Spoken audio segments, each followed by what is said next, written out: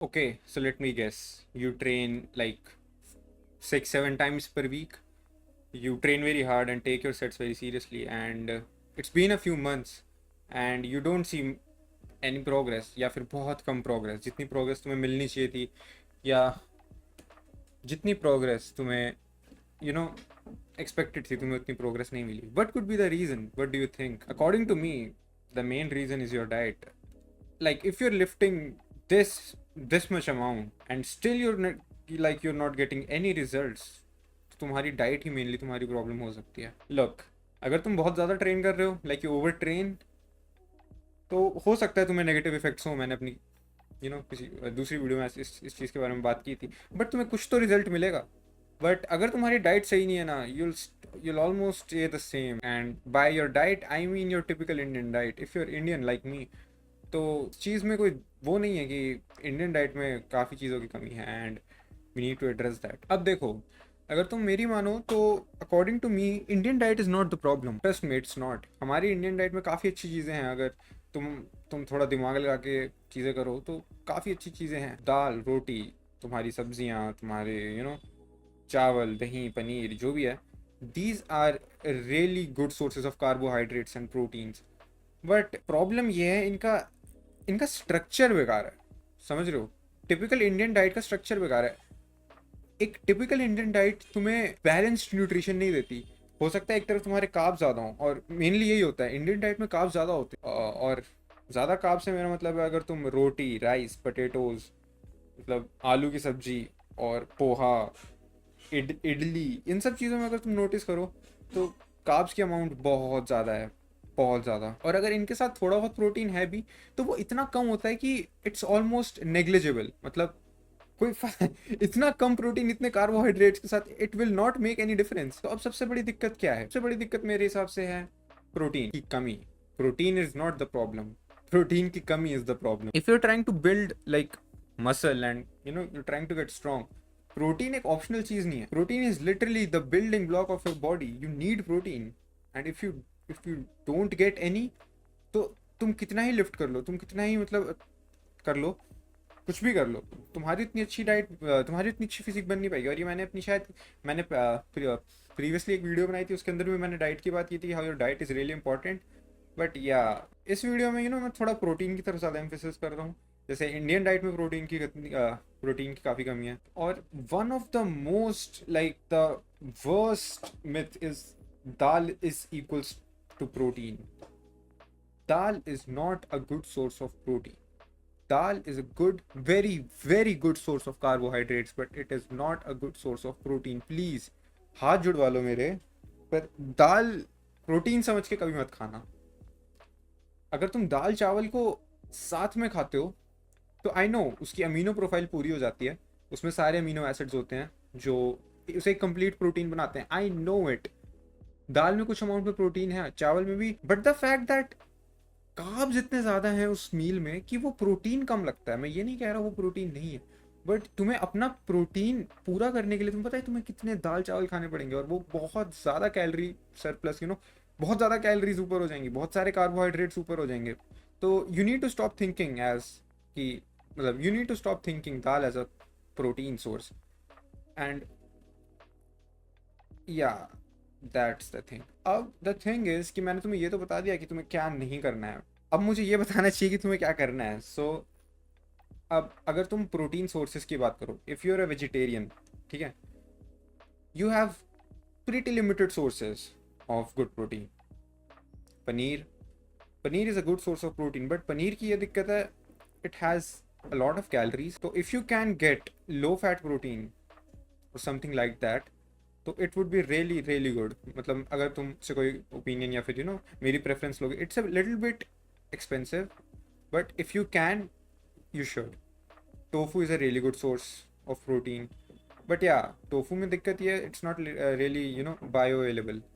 तुम्हें वो high quality source of protein नहीं है. बट या अगर तुम्हारी वो है कि नहीं, मेरे को वेजिटेरियन सोर्सेज से ही अपना प्रोटीन पूरा करना है, तो it is a really good. The next thing is soya chunks. या तुम सोया चंक से भी अपनी प्रोटीन पूरी कर सकते हो. काफ़ी कम ग्राम ऑफ प्रोटीन में, मतलब काफ़ी कम ग्राम ऑफ सोया में तुम्हें काफ़ी ज़्यादा ग्राम ऑफ प्रोटीन मिल जाएगा. तो वो चीज़ भी सही है.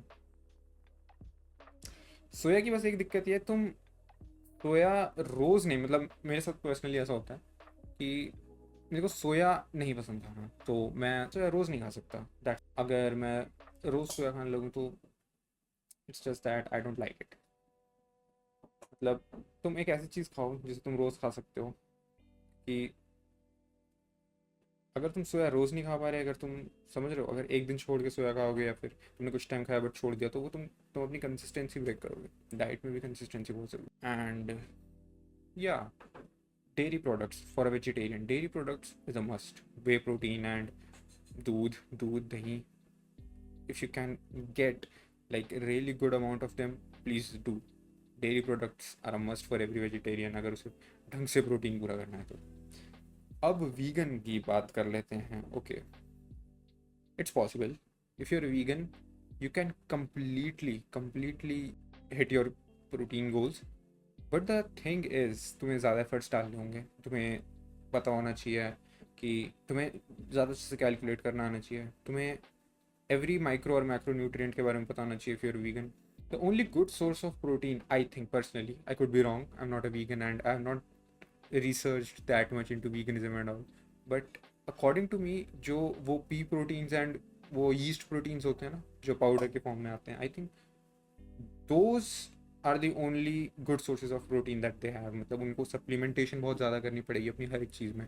इफ़ यूर अ वीगन, बहुत कम होते हैं लोग, एंड वीगन डाइट को सस्टेन करना भी मुश्किल है financially.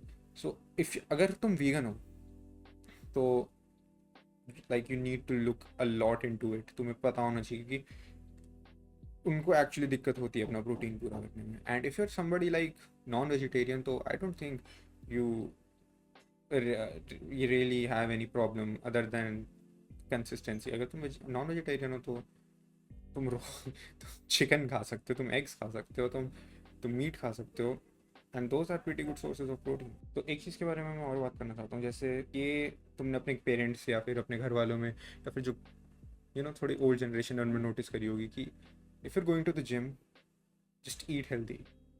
No, that does not make sense. रोटी सब्जी चावल ये सब हेल्दी चीज़ें हैं, I know, but it will not make you stronger. मतलब it does, but having a balanced good diet will make you stronger. एक कार्ब डोमिनेंट डाइट से तुम कितना ही कर सकते हो। तुम्हारा प्रोटीन भी तो हाई होना ही चाहिए। कार्ब्स तो सिर्फ एनर्जी देगा, तुम्हारे को रिकवरी कौन देगा? तुम्हारा प्रोटीन। हमें कार्बोहाइड्रेट्स को एज अ बैड थिंग नहीं देखना चाहिए, क्योंकि जब तक तुम्हारे अंदर ग्लाइकोजन नहीं होगा, जब तक तुम्हारी मसल्स के अंदर ग्लाइकोजन नहीं होगा, तुम्हारी मसल्स बड़ी कैसे दिखेंगी? वो कार्बोहाइड्रेट से ही होता है। प्रोटीन से तुम्हारी रिकवरी होती है मसल की, वो बिल्ड करती है तुमको। अगर तुम चाहते हो तुम्हारी मसल्स फुलर दिखें अगर तुम चाहते हो तुम्हारी मसल्स फुलर दिखे, पता नहीं मैं आ भी रहूँगा पूरा, तो you need carbohydrates in your diet, there is no exception. तुम्हारी कैलोरीज भी मैटर करती हैं। फॉर एग्जांपल तुम सिर्फ प्रोटीन ले रहे हो, right, and you are going like 3000 4000 calorie, तो it will like it will make you fatter. अगर तुम अपनी सरप्लस में खा रहे हो प्रोटीन से क्यों हो, तुम धीरे धीरे फैट गेन करो। और तुम्हें पता है द मतलब इंडिया के जिम्स में या फिर जो लोग इंडिया में जिम करते हैं उनकी सबसे बड़ी प्रॉब्लम क्या है, जो मेरे साथ भी थी कुछ टाइम तक, कि लोग जिम में आते हैं, अपना प्री वर्कआउट लेते हैं, है ना, आएंगे 2 घंटे के जिम करेंगे, और उन 2 घंटे में वो क्या करेंगे, 5-6 different exercises with like 4 sets आएंगे, परफॉर्म करेंगे, इतना हैवी वर्कआउट करने के बाद बट विल दे डू, वो घर जाएंगे and they eat there like normal roti sabzi and rice and carb dominant diet. And तुम्हें कोई कितना ही बोल ले कि it is a good diet, and I know it is a really good diet, it is a tasty diet, but if you want to build muscle, this is not the things that you want to eat. अगर protein की कमी है तो कमी है, उसमें मानने में, उसको एक्सेप्ट करने में तुम गलत नहीं हो जाओगे। सही तो करनी पड़ेंगी ना चीज़ें। मेरे को अपनी फिजिक में सबसे ज़्यादा फ़ायदा तभी दिखा जब मैंने अपनी डाइट चेंज करी है। If you work out really hard and don't recover, like what was even the point of working? The whole point of working out is to go all in. तुम पूरी इंटेंसिटी से वर्कआउट करो, then you come back home and start recovering with your diet, with your sleep and everything. अब तुम अपनी diet fix कर सकते हो। अपनी डाइट फिक्स तुम देखो एक दिन में तो कर नहीं सकते हो, तुम्हें थोड़ा थोड़ा टाइम देना पड़ेगा, क्योंकि लोग इतने हैबिचुअल नहीं होते वो चीज़ें खाने के लिए। तो clean food, most of the clean foods are really just single ingredient foods, और सबको आदत नहीं होती शुरू में। तो तुम क्या कर सकते हो कि सबसे पहले तो अपना प्रोटीन सोर्स सोचो, तुम्हें प्रोटीन कहाँ कहाँ से चाहिए। प्रोटीन सोचने के बाद you try to limit the carbohydrates in your diet, क्योंकि Indian diet is mostly carbohydrates. तो ऑब्वियसली अब तुम्हें कार्ब्स अवॉइड नहीं करने हैं, वो ज़रूरी है। लो, but just try putting more protein in your diet than carbs. थोड़ा सा कम करो कार्ब्स को, ऐड फाइबर। फाइबर बहुत ज़रूरी है, तुम्हारी बॉडी में एब्जॉर्प्शन फाइबर की वजह से होगी। And yeah that's the thing. और try to eat good quality carbs, dirty carbs नहीं। अपनी डाइट से वो सब चीज़ें हटाओ जो प्रोसेस्ड फूड्स हैं और ये सब। और या थोड़ा सा टाइम लगेगा, तुम एक दिन में, हो सकता है तुम एक दिन ढंग से खा लो, but the cravings come back and you eat that again. जो चीज़ होगी, एक दिन खाओ, एक दिन नहीं खाओगे, don't feel bad about it. But after some time try to make it a habit कि तुम रोज़ खा रहे हो। 1-2 हफ्ते तुम्हें थोड़ा ट्रायल एंड एरर करना होगा अपने साथ। एंड कुछ टाइम में यू विल रियलाइज़ कि जब मैं ये चीज़ें कर रहा हूँ तो मैं कंसिस्टेंट हूँ, जब मैं ऐसे खा रहा हूँ तो मैं कंसिस्टेंट हूँ, जब मैं ये चीज़ें जो मैं खा रहा हूँ ये मैं कंसिस्टेंटली खा पा रहा हूँ, वो ज़्यादा ज़रूरी है। तो ये कुछ चीज़ें थी जो मैंने डाइट के बारे में सोची, and I thought I share this with you guys. और देखो, building your muscle is not really complicated in terms of working out.